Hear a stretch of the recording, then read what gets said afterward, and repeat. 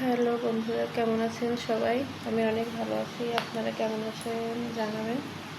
আজকে কিছু কেনাকাটা করছি, যেটা আপনাদের সাথে একটু শেয়ার করি।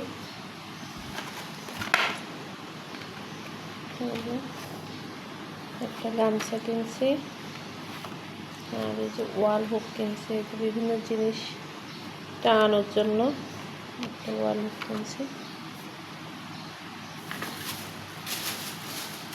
একটা চালনি কিনছি আটার চালার জন্য। আর একটা এই যে পাটি কিনছি, এটাতে প্লাস্টিকের পাটি, কিন্তু শীতল পাটি, অনেক নরম, সফট, অনেক বড়। এটা কিনছি। তারপরে এটা কিনছি, এটাই যে কড়াইয়ে তেল দেওয়ার জন্য।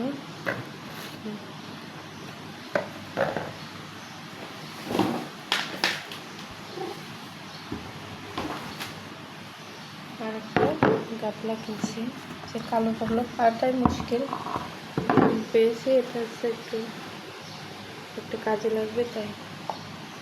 ভালো থাকবেন সবাই।